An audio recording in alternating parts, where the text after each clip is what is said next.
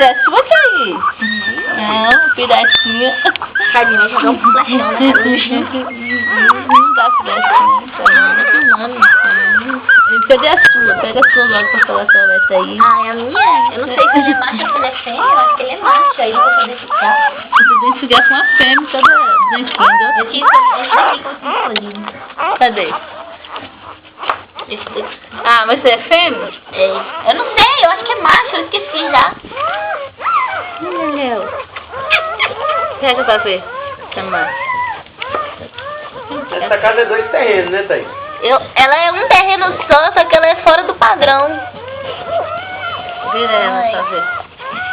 É fêmea? Ah, você vai ficar com essa daí com a manchinha? Aham. Ah, Thaís, eu sei que você vai ficar com toda É que nasceu primeiro.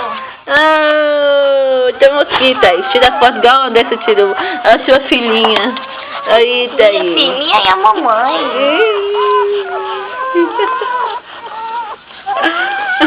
Ai, ela louca. E ela tem um zoinho marronzinho também. Será que ela vai ficar com os olhos claros? Não, Mas eu não sei como é que ela abriu.